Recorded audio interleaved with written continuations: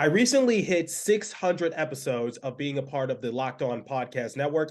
And I told you guys I was going to make it up to you because I wanted to bring in a special guest. So joining me on today's show. Ryan, shot from the line, score!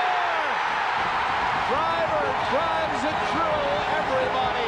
1-0 New Jersey. That's right. 1995 Stanley Cup champion and former captain of the New Jersey Devils, Bruce Driver, is accompanying me on today's very special episode.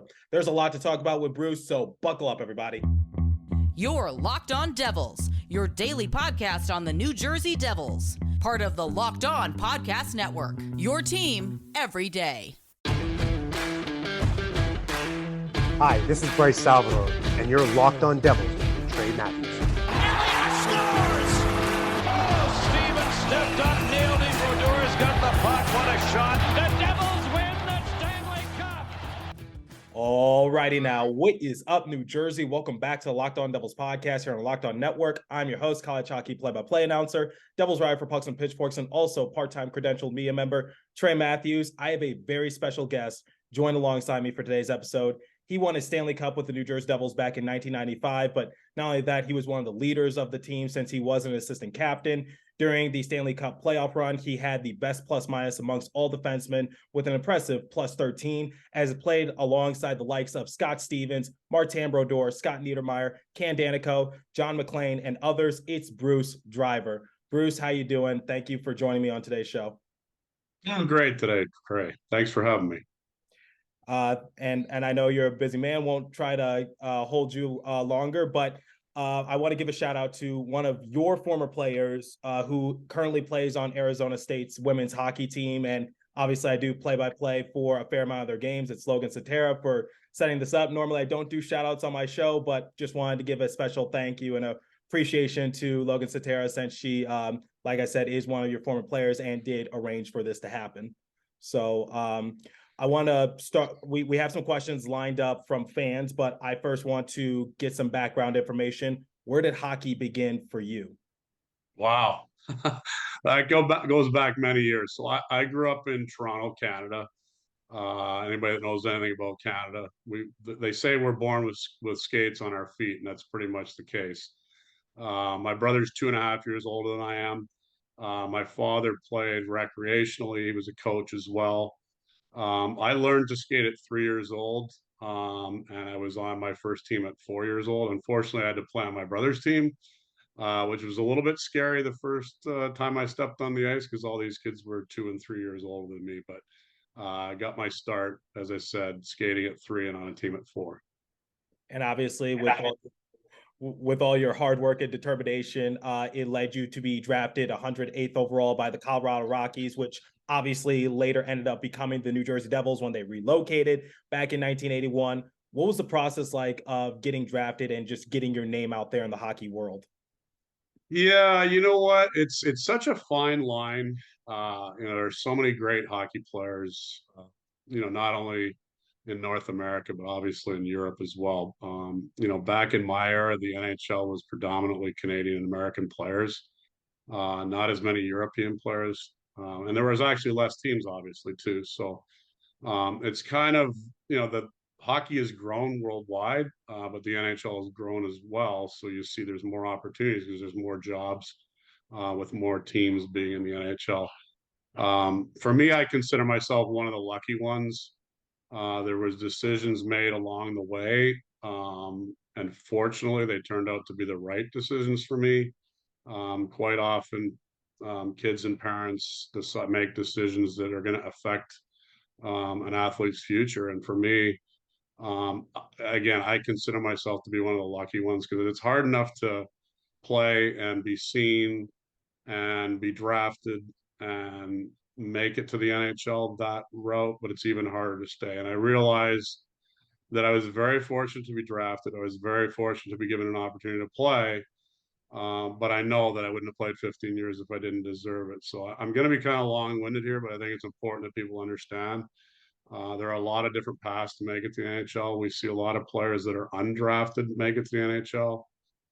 We see players that are drafted in the first round that never play a single game. So a lot of things need to align for that to happen. For me, I actually go back as far as my bantam year of playing, and that's 13, 14 years old in Toronto. Um, when I was younger, for 4 years in a row, I played at the top age group of travel hockey in Toronto, and Toronto was the hockey hotbed. We won 4 city championships in a row. And crazy as it may seem, and I see it here in New Jersey, um, you know, everybody's saying these kids are going to go to the NHL at 12 and 13 years old, and the reality is it's a long road. We won 4 city championships in a row. Going into my Bantam year, I wasn't a very big kid, but I was very consistent. I was a big part of those 4 championships. I was cut from the Double A team. We didn't have Triple A back then, but I was cut from the Double A team. I was a little bit devastated and realized that I had to try to continue to work hard and improve. I changed organizations that year. I still played at the A level that year. It took me a couple of years to get back to playing at a higher level, but for me, it was determination of my own. Because I found out the reason I wasn't selected was because of my size. I had no control over that, but I can control how I reacted to not making that top level team. So again, as I said, it took me a couple of years to get back to playing at that higher level. And I ended up playing in a tier 2 junior league at 15, 16 years old, which helped me a little bit. It's probably more widely recruited now with regard to college and NHL teams maybe looking at those leagues. But back in my day, it really wasn't. And I was very fortunate. I was actually drafted by the Oshawa Generals, which is major junior A hockey in Ontario. Um, and I actually went to training camp and I made the team. I would have had to relocate school wise, and I just wasn't really comfortable with the school situation there. And I decided, you know what, I'm not gonna follow through with playing for them. I'm gonna go back for my senior year of high school, play that tier 2 junior league, and decide to go to college. And once you make that decision, word gets out there, and word got out there to some of the colleges and universities in the States that I was choosing college over playing junior hockey because at that time most of the players made it to the NHL through junior hockey. But I said, you know what? If I'm not going to make it as an NHL player, I better have a college background to back me up. And I didn't really know a lot about the University of Wisconsin. I was recruited by a bunch of schools in the East where financial aid was going to be a part of it. But the Wisconsin Badgers offered me a 4-year full scholarship offer, and I chose to go to Wisconsin over those other schools. What I didn't know was the smartest decision I ever made in my life. Um, the year before I arrived, they finished 10th, last place in their league in the WCHA. My first year at Wisconsin, we had 9 freshmen come in that year. My roommate was from Winnipeg. He was homesick after a month and went home. And I can't tell you what happened, and this is how lucky I was. Um, that first year, we won the national championship. So for the team to go from 10th place to winning the national championship in 1 year, it's a tribute to the recruiting staff, which Badger Bob Johnson was there. Everybody knows who Badger Bob Johnson is in hockey worlds, went on to coach in the NHL. He was our head coach. Their head recruiter, his name is Grant Stanbrook, who Grant spent 15 years at Dartmouth, 15 years at Wisconsin, then 15 years plus at Maine.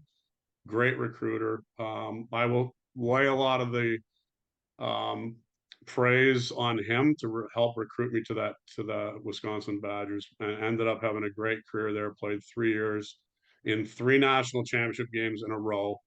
My sophomore year was probably the best team we had on paper. We lost in the championship game, but then again won the following year as a junior. And I apologize I'm going on, but it's just a crazy story how things work out for you. My senior year, I fully expected to just go back and play, but I was invited to try out for the Canadian Olympic team that year from 1983 and 84. And it was a big decision to make because I had to go through a couple different training camps, made it through 2.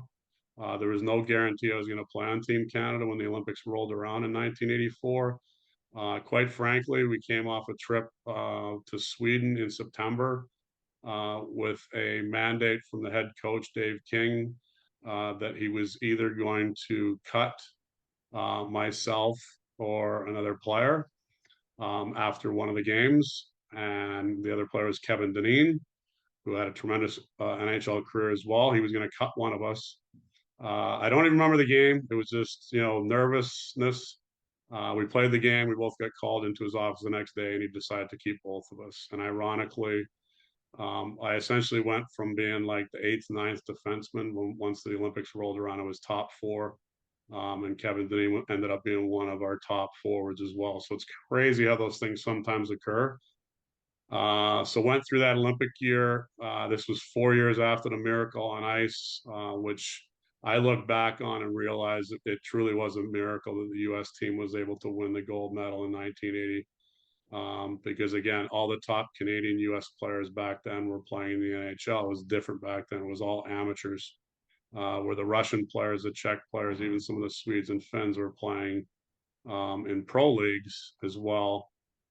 We didn't have that option. It was all young players like the U.S. did in 1980. We beat the U.S. the first game that year. I had two of my college teammates on that team. Pat Flatley, who was my college teammate at Wisconsin, was on our team with the Canadians. We made it to the bronze medal game. We lost to Sweden. Basically, it was a one-goal game with an empty netter, but it was a tremendous experience. And the U.S. finished seventh that year. So you see how back in that day, the Olympics was so difficult for the U.S. or Canada to win in that era, between about 76 till the pros could start playing in 96. So I only say that because we had a tremendous Olympics. We didn't win a medal. Fully expected to come back. And finish out my last year at University of Wisconsin. And here's where being drafted by a certain team really comes into play and how that helps you. Of the 23 players we had on that Canadian Olympic roster, we had 17 players in the NHL the next year. We were a very, very young team. That was the Mario Lemieux draft year. We had Kirk Muller, who had a tremendous over 1,000 games in the NHL career, was 17 years old. He played on our Canadian Olympic team, was drafted by the Montreal Canadiens that year. I'm thankful that I was drafted by the Devils. Well, it was the Rockies that became the Devils, because the Devils organization, the team was not very good back there. So they literally called me after the Olympics, asked me to come in on a tryout basis at the end of the year, and see if I could play in the NHL. For me, it wasn't a very difficult decision, because going to training camp, I realized back in those days, 65 players are in camp. You really got to be noticed as a young player to make a roster. But here I was being asked to come in at the end of the year, given an opportunity to play in live NHL games at the end of the year to try to get my foot in the door. It was an extremely easy decision for me to make, to decide to turn pro at that point. So things just continued to work out for me. I went to New Jersey, came to New Jersey here, played a few games. The team was eliminated from the playoff race.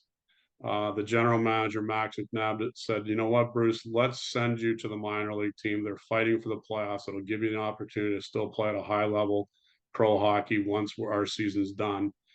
And again, great move by him, helped jettison my career, went down to the minor league team in Portland, Maine, and we won the Calder Cup. So it's just crazy to be able to be in two national championship games in 1981, 1983, playing the Olympics in 1983, 84, have a chance to get my foot in the door playing in the NHL for a few games, and then get sent to the minors and win the Calder Cup in 1984. That clearly helped jettison my career the next year, when I came back for training camp with the Devils in 1983 and 1984, 85 to secure a spot on that NHL roster. And you talked about crediting Logan Sotero with this Zoom interview. I lay a lot of credit with a former NHL player who helped me along the way in my first training camp. Bobby Lormer, who played a long time with the New York Islanders.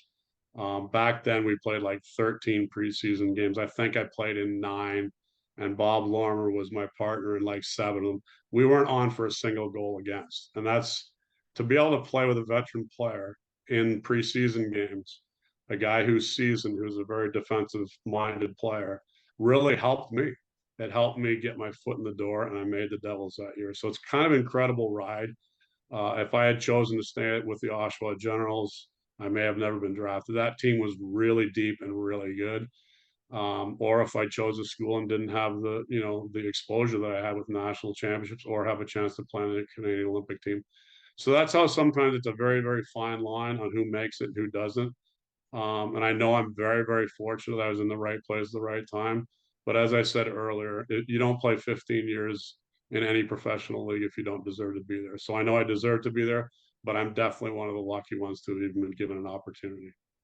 That is a fantastic story. Basically, you talked about your time, playing at the college level, playing on the Olympic teams, and then going over to the New Jersey Devils organization. And now this kind of leads into the next subject, which is you talked about humble beginnings. You talked about the process of at first joining the New Jersey Devils organization, but you were a part of the first ever championship with the Devils organization. And I talked about some of the players you played alongside with. And a couple of my fans asked you, like, what was the overall atmosphere like? What was the process like of becoming Stanley Cup champions? Because I want to add on to it, you guys were heavy underdogs going into the matchup against the Detroit Red Wings, because that was a team that had 7 future Hall of Famers on their roster.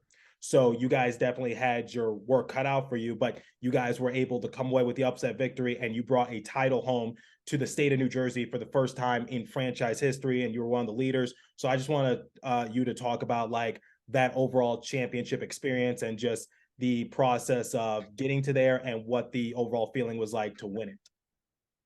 Yeah, you know what? It's interesting. So you brought up John McClain and Ken Danico, and there were others in those first few years, the Kirk Mullers, the Pat Verbeeks, the Joe Sorellas.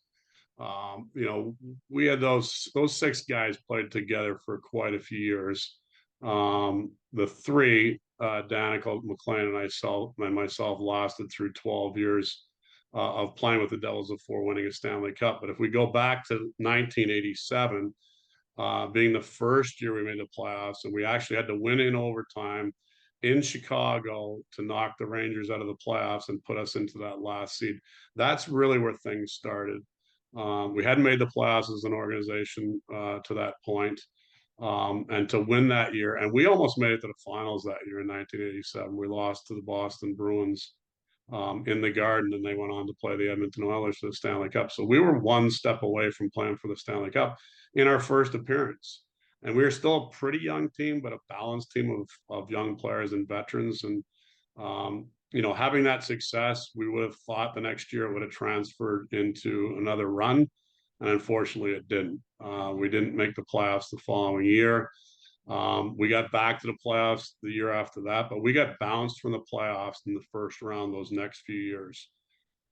Jacques Lemaire came in and brought Larry Robinson along with him. And it kind of changed a little bit the style and the way that we played the game. They came in 1992-93 season, which we had a pretty good year that year. And a lot of people still today, especially in this area, point to the Stanley Cup playoffs in 1993-94. And for us as an organization, that really put us kind of back on the map of being a legitimate team. We had a really good year in 91-92. Things started to swing a little bit in our favor. We were one of the better teams in the league.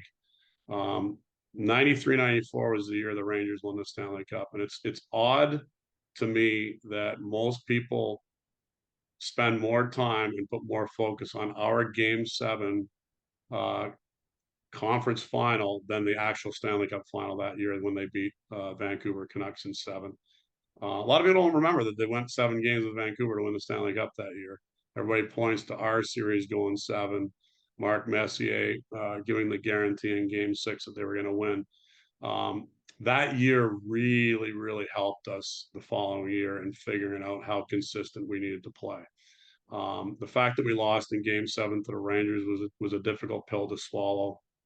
We felt Game 6, we had the game in command. We made some mistakes in that game that we really didn't make throughout the playoffs that really cost us winning that in 6. And when you go to Game 7, anything can happen. We all know we went to triple overtime and the Rangers ended up pulling out a win and went on to win the Cup. But you fast forward now to the following year, very strange year. Collective bargaining agreement was over that summer. Then the Rangers won the Stanley Cup. I was the players representative for the Devils, so I was well versed in what was going on. And how negotiations were going. It was a lot different in that day and age.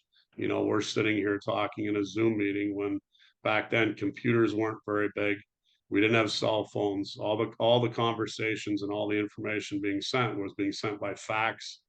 I was getting faxes at 3 o'clock in the morning with updates on what was going on, trying to keep our players abreast was what was going on. We did have training camp that year. We got locked out basically right after the last preseason games with an unknown on when the season was going to start. And being the player rep and one of the assistant captains of the team, I decided to try to see if we can keep as many players as we could together throughout the year until the lockout was over. We rented ice at the practice facility that we were at. We couldn't obviously use the Devils locker rooms, but we just rented the ice and tried to play pickup hockey 3 days a week with as many guys as possible that were going to be around. Guys came and went throughout the year. My hope that was we're going to try to stay bonded and stay together as a team as long as we could until the season got going. So normally the season starts in October. We found out, I want to say around January 9th, that the season was going to happen. The lockout had ended, an agreement had happened. We started, I think, around the 20th of January with a shortened season. I thought we were going to get out to a good start of the season, and we did not. Unfortunately, it is what it is. It was, still a competitive league, so every game really meant a lot because the season was shortened. We stumbled a little bit early in the year. We recovered midway through the year, had a decent year. But as you said, we were the underdogs in the playoffs, and we were actually underdogs even going into the playoffs. A lot of people don't realize 16 teams make the playoffs. We were the number 9 team points overall, which meant when we started the playoffs, we were the 5th seed. We had to start on the road. We started on the road in Boston that year. And to win the Stanley Cup that year, you got to win 16 games. We all know that. We were 11-1 on the road that year. We were only 6-3 at home, but we were 11-1 on the road. I can't really describe it because I've been coaching now for 23 years. I tell the kids you can't turn the switch on and off, but it might be the only time I've seen a team turn the switch on. And I don't know. I can't tell you exactly how it happened because our last couple of games to finish the regular season, we were not very good. All I really recall is we went into Boston the day before we played. We had a short practice. It wasn't a long practice, but the practice to me was so crisp. Every drill we did, the guys were dead bang on. Our passing was on. Our defending was on. We seemed to have kind of that readiness that we're ready and prepared for the playoffs. And we won that first game in Boston, and our confidence just grew throughout the playoffs. There was a lot to be said about our system. The word trap came up in the media a lot. That word was not part of our vocabulary, and everybody tried to describe how we played and positionally where we stood on the ice and what we were trying to do. They didn't exactly have everything right. Our coaches were brilliant. We essentially dictated to the other team when we couldn't forward check, when we knew we couldn't forward check hard. We literally gave the other teams one option to pass the puck on their breakouts. And we all knew exactly where that pass was going to go because that's the option we gave them. We didn't take away this. We didn't take away that. We forced teams to make that first pass where we wanted to make that first pass. And then immediately when that pass occurred, we jumped. And we tried to take away things from that point.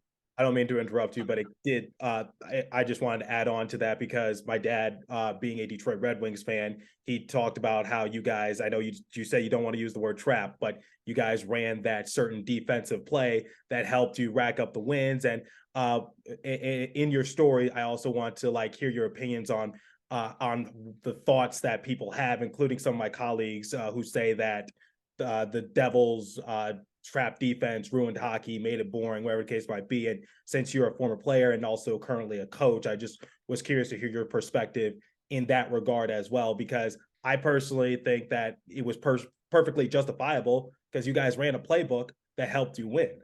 And I don't see any issue with it. And obviously the league had that meeting during the lockout a few years later to either ban it or make modifications to it.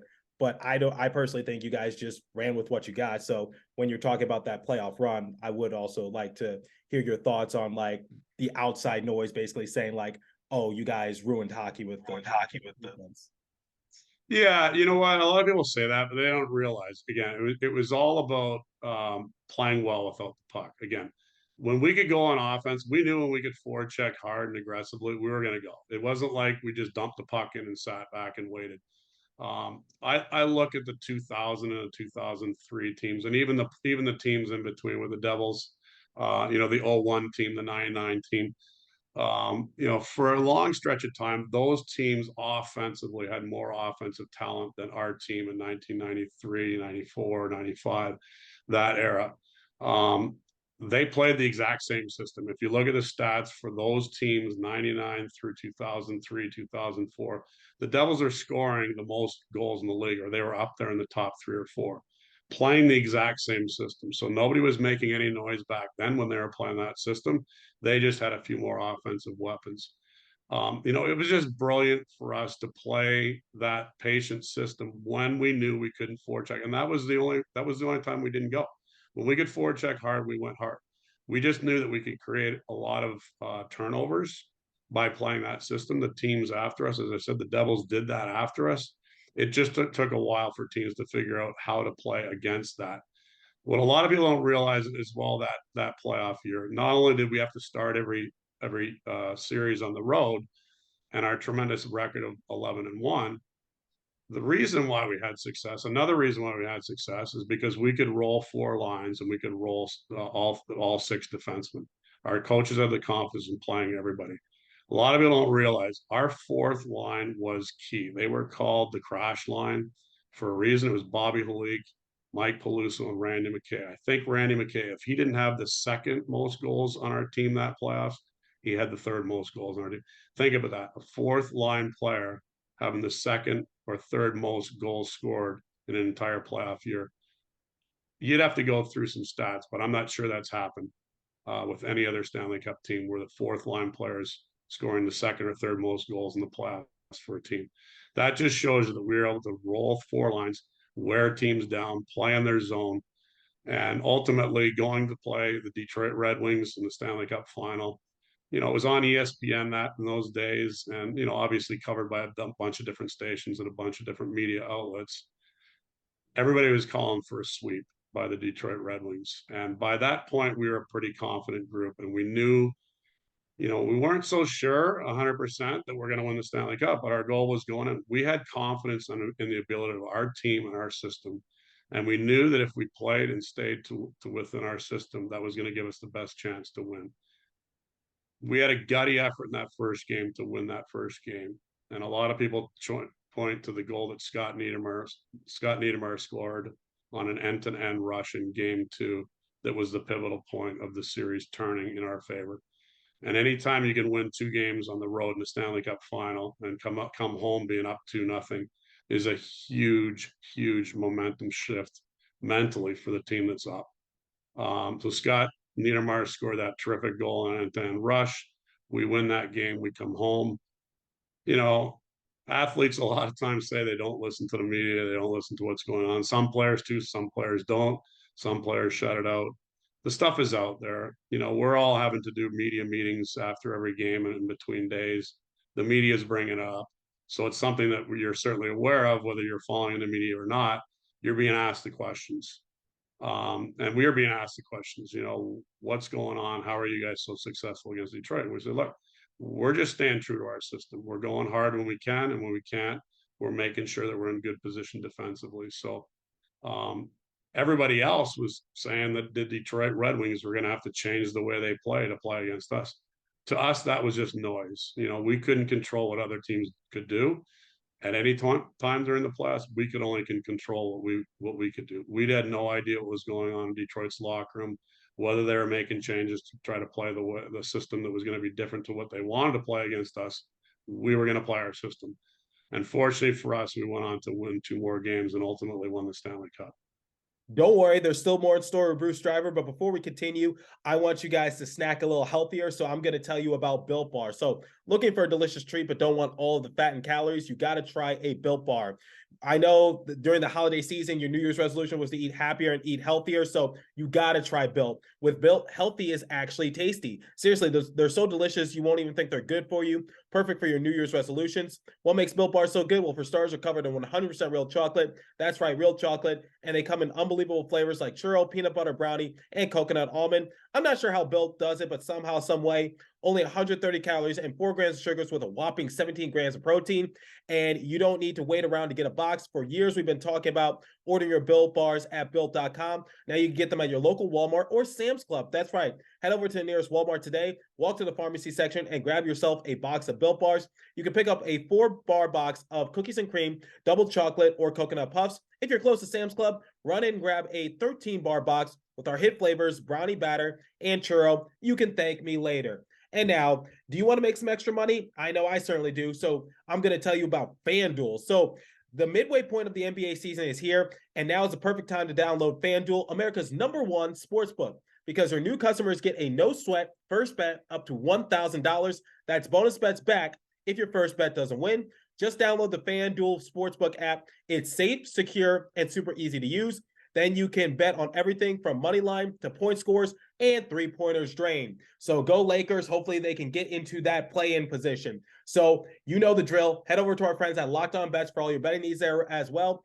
And make sure you always gamble responsibly. Okay, I've held you up long enough. Let's get back to our conversation with 1995 Stanley Cup champion Bruce Driver. Take it away.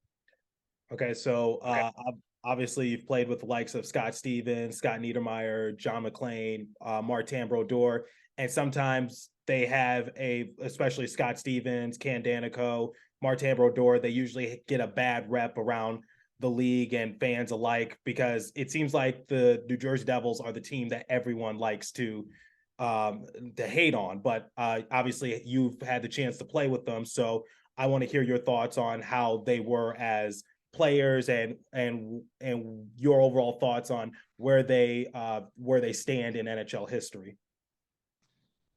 All great players. I mean, obviously, you know, we got 2 Hall of Famers, obviously, in Stevens and Martin Brodeur. I mean, huge pieces to the puzzle of the organization winning Stanley Cups. You know, there's 5 guys that were on those Stanley Cup winning teams. So, you know, I just look at that group and the success of that group. I mean, I was a little bit older, so I retired in 1998, and you know, I was working with the organization in 2000, 2003 when they won the Stanley Cups. But you know, that group of players stuck around there for a number of years, and the reason why they won the Stanley Cup, you know, was not only the play of those players, but the way the organization was pointed.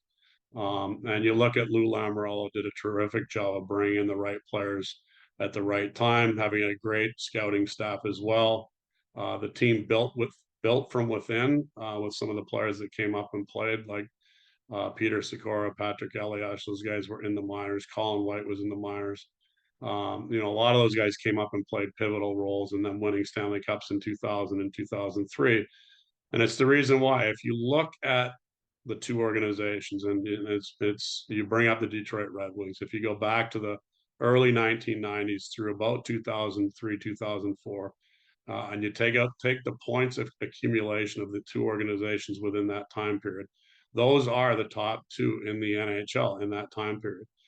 And you know, you've seen the recent years of both the struggles of the Devils and the Detroit Red Wings over the last, you know, I don't know, X number of years. There's a reason why. You know, you point to all those glory years when you're at the top of the heap and you're not getting those high draft picks in the first round and the second round. You know, you're getting later picks in the rounds. Certainly through trades, conditional draft picks, you can move up in the draft and trade players for higher first round picks and second round picks, and a lot of the GMs try to do that. But ultimately, when you look at it, a lot of organizations have success from building within, not going out and getting players. And there's an example of 2 organizations that have done that, and 2 organizations that struggled the last few years. But you look at both organizations now, certainly the Devils are coming on with the year that they've had this year. tremendous year, and Detroit's getting absolutely better and better every year too. They're a young team and getting better because now they're reaping the benefits of the players that they drafted 5 and 6 years ago. They're developing. My final question for you is, you just mentioned the New Jersey Devils. Currently, I don't know how closely you follow along with the team, but obviously they're tops in the Metro. They're second at the time being, and we're seeing the surgence of Nico Hischier, who's also a captain with the organization, similar to your track history. Jack Hughes seems to be the next best thing for a Devils organization. He might go down as the greatest skater to ever play if all goes well.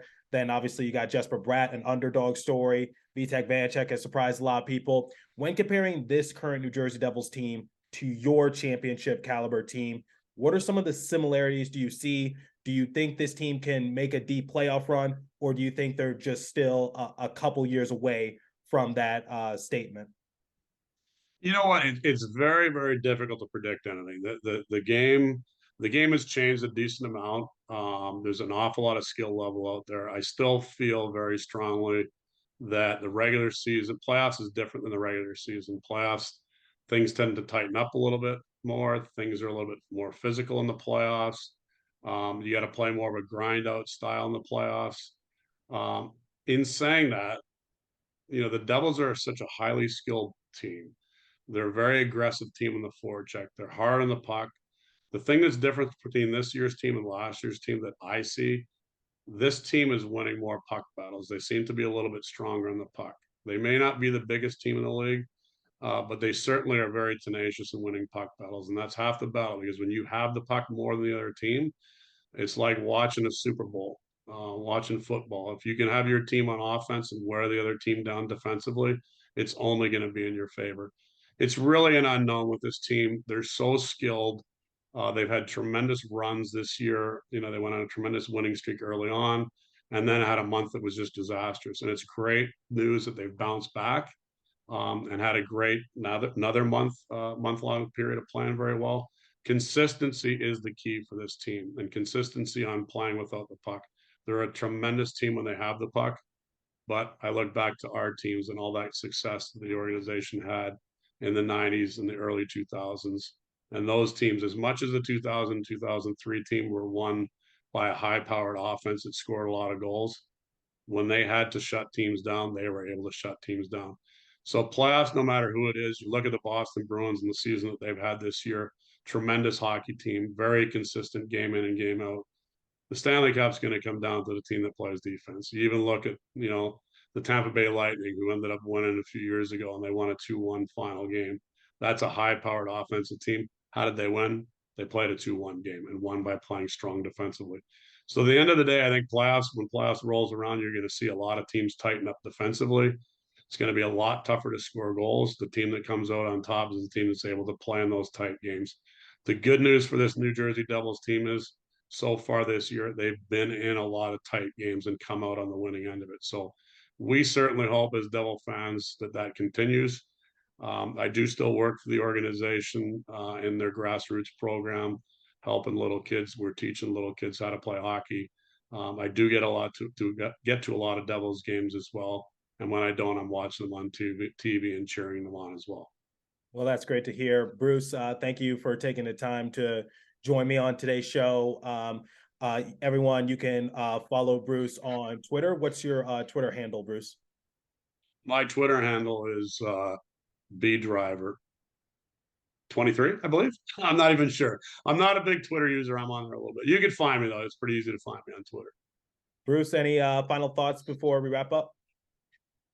No, just hoping the Devils trend continues here. I know Jack's Hughes is out for a little bit here, and hopefully he won't be out very long. We'll get Jack Hughes back. Team still played pretty well without him last game, so we hope he gets healthy soon. And the Devils have a good stretch run. Here in Morristown, our girls are plugging along. I'm still coaching the same team that Logan Satara played on here. Morristown Baird School. We're in one league championship game this Thursday. Hopefully we can get that done. We play in an out-of-state league as well, and those championships are this weekend. Hopefully we fare well then. Then our state championship starts the following week. So we still got a lot of hockey left here in New Jersey for our high school team that I coach, and hopefully we have success as well. And Logan and I will be traveling to Colorado in a couple days for her regional. So, Bruce, thank you for taking the time, talked about everything, and being a championship player. It was nice to hear your insight and also hear your perspective on this current Devils team. Great. Thank you very much, Trey, and good luck to you guys as well.